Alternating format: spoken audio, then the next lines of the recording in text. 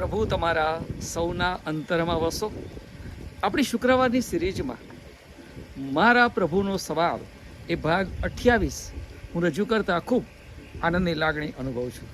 અને તમારામાંથી ઘણા બધા મને મેસેજ દ્વારા ઉત્તેજન આપો છો, તે સર્વનો આ સમયે હું ખૂબ આભાર પણ માનું છું.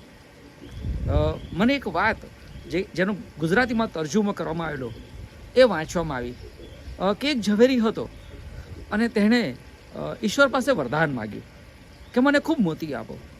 ઈશ્વરે કહ્યું કે જા, હું તને વરદાન આપું છું કે તું જ્યારે જ્યારે પણ રડીશ ને તારી આંખમાંથી આંસુ પડશે ત્યારે એ આંસુ એ મોતી બની જશે.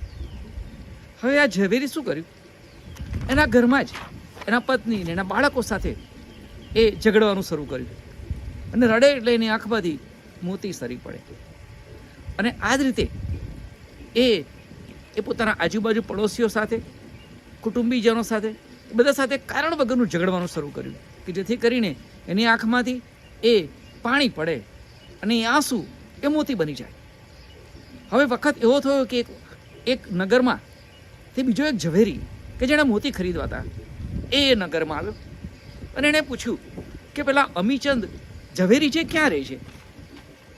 તો નગરમાં લોકોએ કહ્યું કે એ પેલા મોતીના ઢગલા પર બેઠેલો છે, એ અમીચંદ છે, એકલો બેઠેલો. અને ખરેખર એણે વરદાન મેળવ્યું, પામ્યો, પણ પરિણામ શું આવ્યું?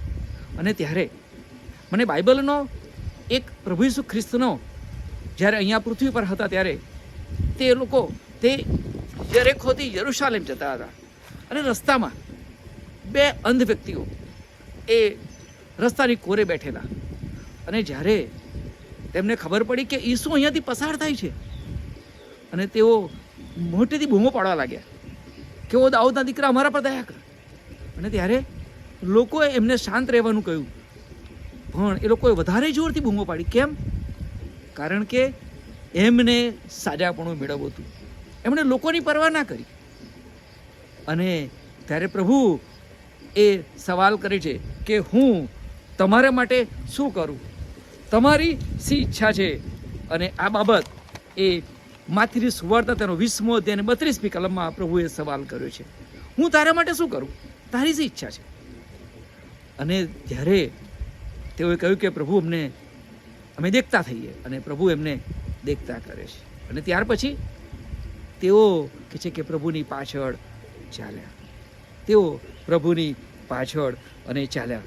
અને સાચી વાત છે કે જ્યારે લોકો ગમે તે કે પણ તમારા પ્રશ્નો છે, તમારી મુશ્કેલી છે, તો એ પ્રભુને કહો. અરે આવું તો કહેવાતું હશે? ના, તમારા પ્રશ્નો તમે જાણો છો, તમારી મુશ્કેલીની વેદનાની તમને ખબર છે. અને માટે પ્રભુને જે પણ છે કહો, અને ત્યારે પ્રભુ તમારી વિનંતીઓ ચોક્કસ સાંભળશે, એનો પ્રત્યુત્તર આપશે. મને જૂના કરારની એક વાત યાદ આવે છે, સમુએલની વાત, કે હન્ના જેણે પ્રભુની પાસે રડીને પ્રાર્થના કરી અને કહ્યું કે જો તું મને દીકરો આપીશ તો હું તેને તારી સેવામાં આપી દઈશ. અને કહે છે કે એના પર એના જીવન દરમિયાન કદી માથા ઉપર અસ્ત્રો ફરશે નહીં, કહે છે. અને આ સમુએલ જ્યારે કહે છે એણે દૂધ છોડ્યું ત્યારે તરત જ એની મા હન્ના એ મંદિરમાં લઈને આવી, કહે છે, અને સેવાને માટે આપી દીધું. અને આજીવન એ મહાન પ્રબોધક કહેવાયો. એના હાથે એ મહાન શાઉલ અને દાઉદનું અભિષેક કરવામાં આવ્યો. અને આ છે મેળવ્યું અને પછી પ્રભુની સેવામાં અર્પણ કરી દીધું. જ્યારે પણ આ વાત યાદ આવે ત્યારે મને એક ગુજરાતી કવિની એક પંક્તિ યાદ આવે છે. એ પંક્તિમાં આ પ્રમાણે છે કે મેં માંગ્યું તું એક બૂંદ, કે છે, અને ઈશ્વરે મને દીધો આખો જલધી. જલધી એટલે સમુદ્ર. પણ કે છે હું મૂર્ખ એવો કે આપનારને ભૂલ્યો. ઘણી વખત થાય છે એવું. આપણે પ્રભુ પાસે માંગીએ છીએ કે મને સારી રોજગારી આપો, સારી નોકરી આપો, બાળકો આપો, કુટુંબ આપો, પણ પછી મળ્યા પછી આપણે એમાં જ રચ્યા પચ્યા થઈ જઈએ છીએ. આપણે એમાં જ સમય આપણો વ્યતીત થઈ જાય છે. પછી પ્રભુ ભક્તિ ભૂલી જવાય છે, પ્રાર્થનાએ ભૂલી જવાય છે, એ સંગતોએ ભૂલી જવાય છે. અને ત્યારે ખરેખર વિચાર કરવાની સૌ છે. આપણે જ્યારે પ્રભુની પાસે પ્રભુ કહે છે કે માંગ, હું તને શું આપું? જ્યારે આપણે માંગીએ છીએ અને મેળવીએ છીએ ત્યાર પછીનો આપણો એ પ્રત્યુત્તર કેવો છે. યાદ કરો કે છેલ્લે તમે પ્રભુ મંદિરમાં ક્યારે ગયા છો, પ્રભુની સંગતમાં ક્યારે ગયા છો, એકલા વ્યક્તિગત પ્રભુ સાથે પ્રાર્થના કરવા ક્યારે બેસો છો સમય કાઢીને. પ્રભુ આ વચન સમજવા માટે તમને અને મને બધાને પ્રભુ કૃપા આપો. અને ફરી આવતા શુક્રવારે ત્યાં મળીશું, ત્યાં સુધી મારો વહાલો ઈસુ તમને બધાને કૃપા આપે, તમને બધાને અને તમારા કુટુંબીજનોને આશીર્વાદ આપો.